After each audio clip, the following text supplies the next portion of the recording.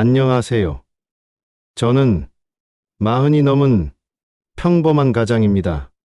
제 어린 시절 얘기를 조심스럽게 제보합니다.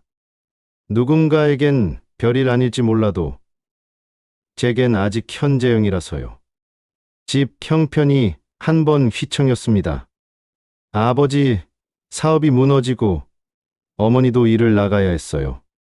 갓 초등학생이었던 제가 기억하는 건 그날 아침 어머니가 제 손을 유독 오래 잡고 있었다는 거예요. 밤만 자고 있으면 금방 데리러 올게. 엄마가 제 손을 쥐던 감각이 아직 남아 있습니다. 미지근하고 조금 떨리던 그 손. 비눈내와 함께 섞여 있던 걱정 냄새까지. 그렇게 저는 고모댁에 맡겨졌어요. 처음 며칠은 사실 좋았습니다.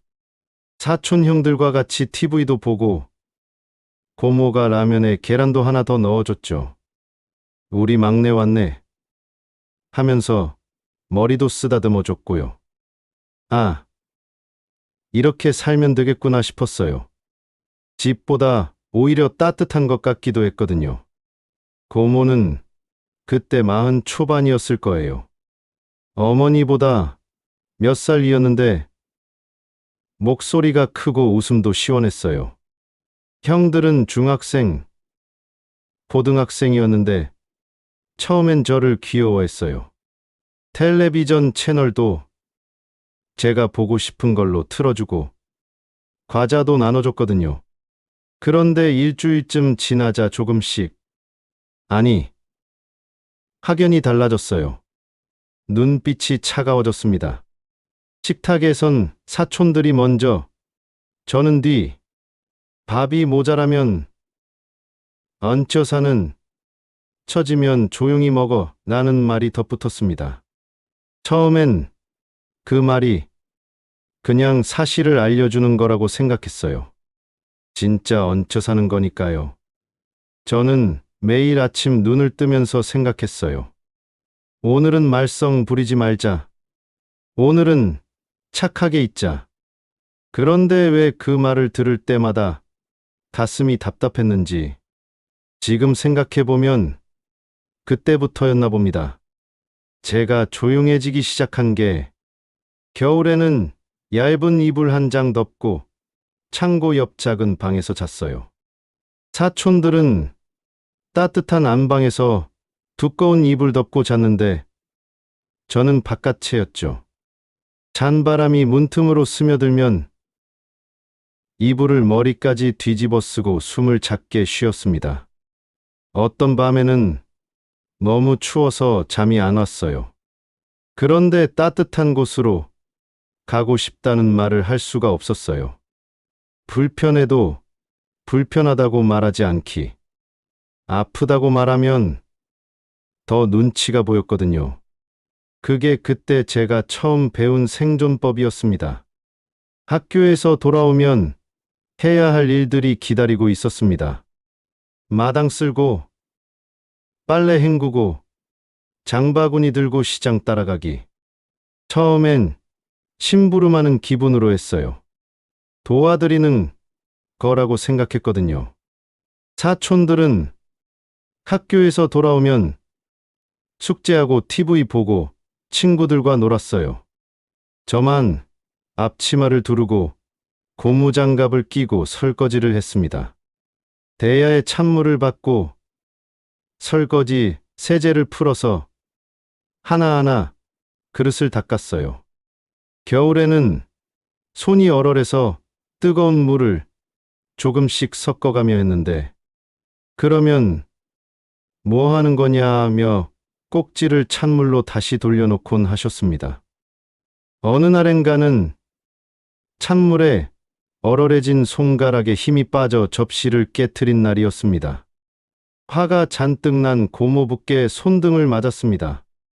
이제는 살림까지 거덜내 간다며 화를 내셨어요.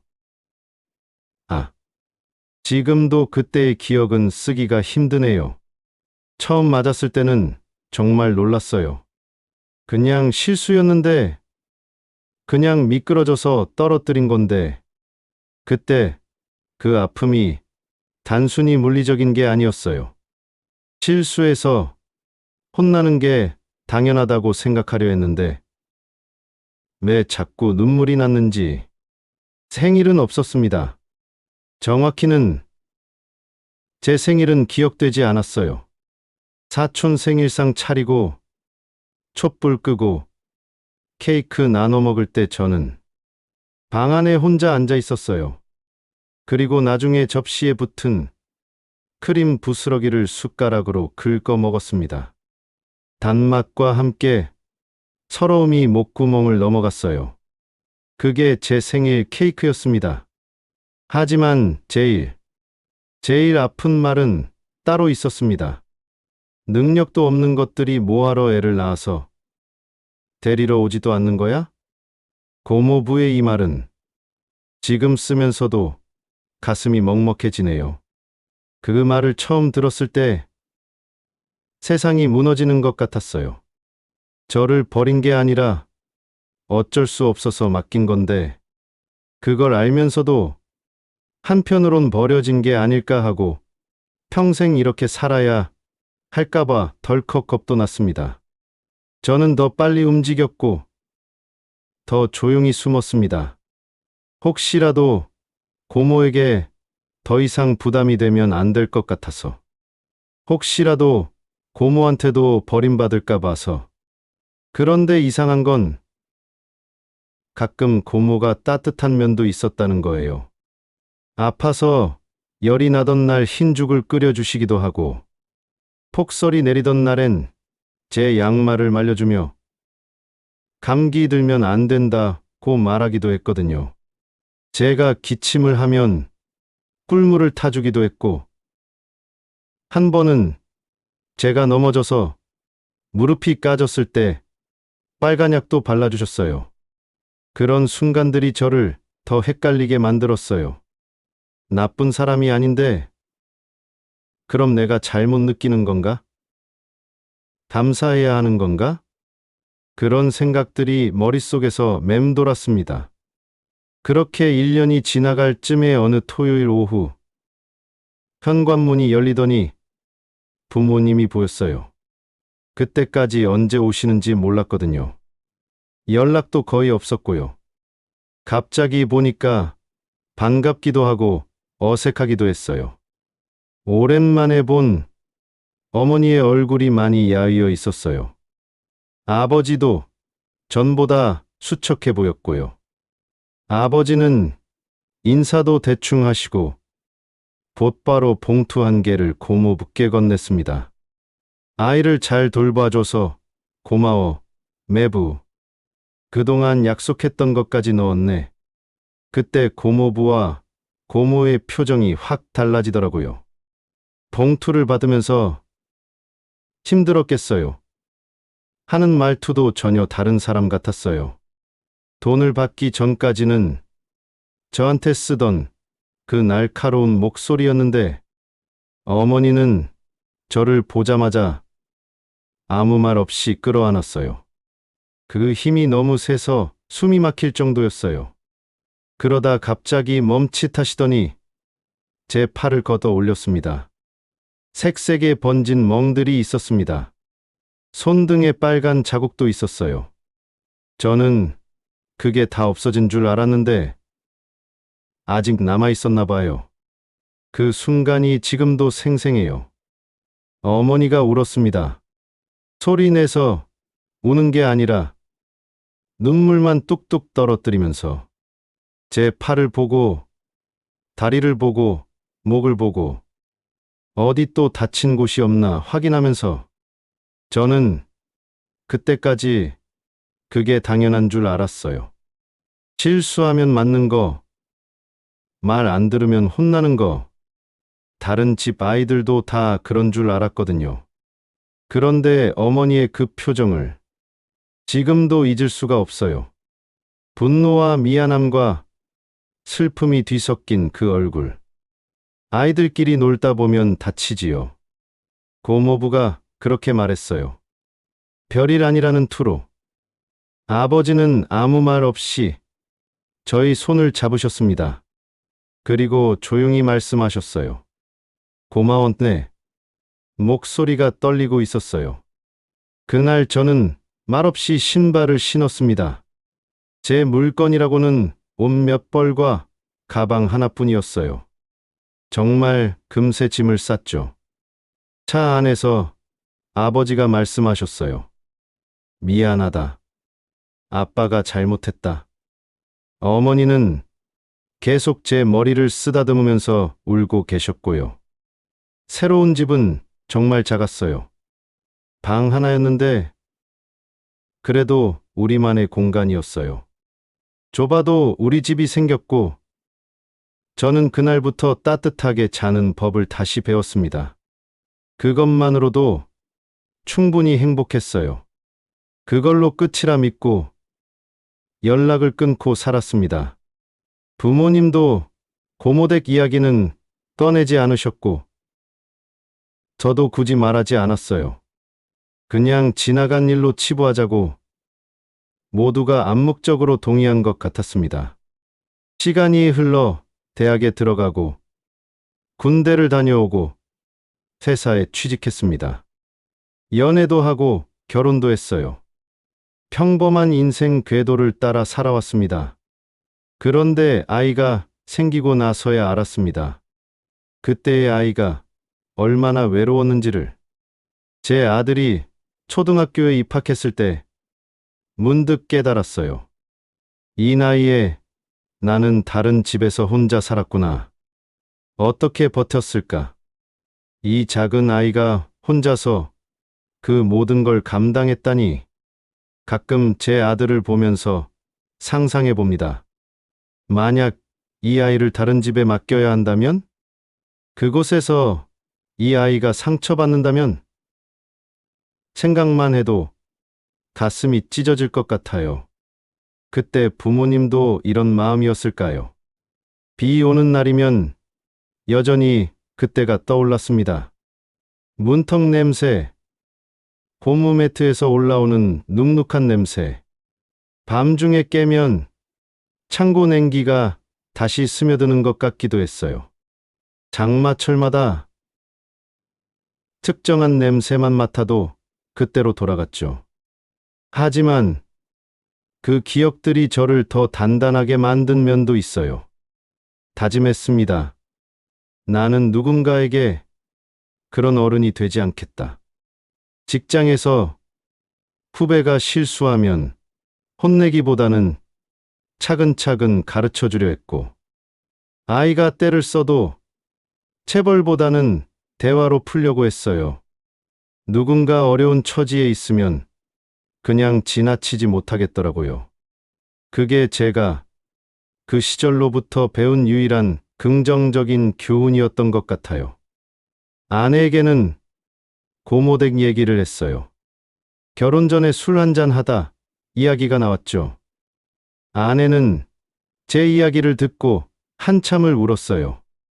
어떻게 그런 일이 하면서 그리고 말하더라고요. 당신이 그래서 더 착한 사람이 된 것 같아요. 시간이 많이 흘렀지만 여전히 어떤 냄새와 소리는 저를 그때로 데려가요. 그래도 이제는 그 기억들과 어느 정도 평화롭게 지내고 있다고 생각했는데 며칠 전 오후에 낯선 번호로 전화가 왔습니다. 혹시 형 기억하려나? 순간 심장이 멎는 것 같았어요. 그 목소리, 어린 시절 들었던 사촌 형의 목소리였거든요. 훨씬 굵어졌지만 여전히 알아들을 수 있었습니다. 어머니가 돌아가셨어. 그 순간 머릿속이 하얘졌어요. 돌아가셨다고요? 언제? 어떻게? 갑자기 많은 생각이 스쳐 지나갔습니다. 집안 사정이 많이 어려운데 장례비가 모자라서 예전에 같이 살던 정을 생각해서 조금 도와줄 수 있을까? 갑자기 연락해서 염치 없는 건 알지만 다른 방법도 마땅치 않네. 수화기를 내려놓고 한참을 앉아 있었습니다. 마음이 두 방향으로 찢어졌습니다. 하나는 그때의 상처입니다. 모욕, 차별, 서러운 밤들. 너 때문에, 못난 자식, 일하던 그 말들, 손등을 때리던 그 아픔들, 생일 케이크 부스러기를 긁어 먹던 그 서러움들. 다른 하나는 사실로 남은 고마움입니다. 비가 와도, 눈이 와도 그 집 지붕 아래서 저는 잠을 잤고, 배를 골아도 밥그릇은 있었습니다.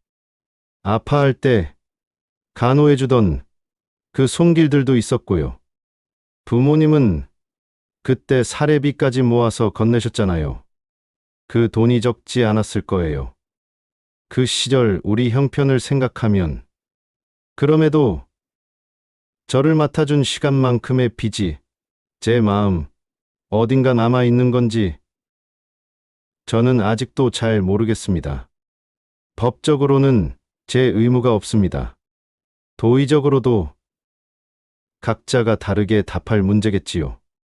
어떤 사람은 말할 거예요.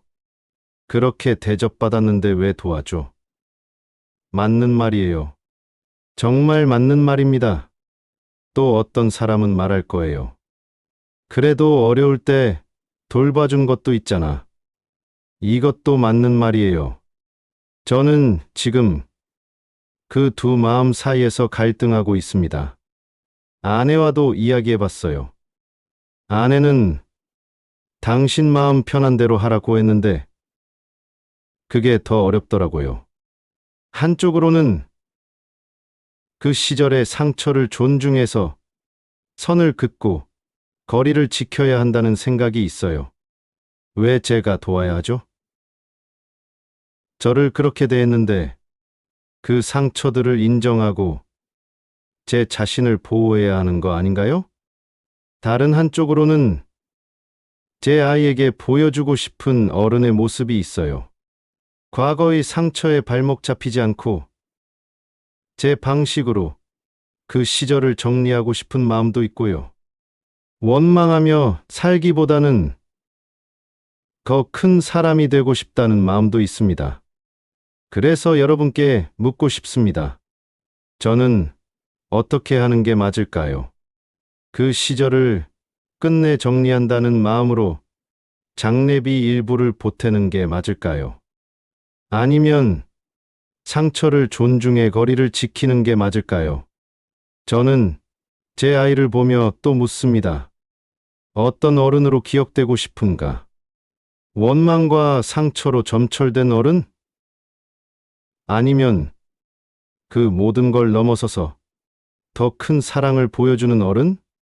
정답은 없겠지만 여러분의 생각을 듣고 싶습니다. 비슷한 경험을 하신 분이 있으시다면 어떻게 하셨는지도 궁금하고요. 제 선택에 도움이 될 한마디 조심스럽게 기다리겠습니다. 끝까지 읽어주셔서 감사합니다.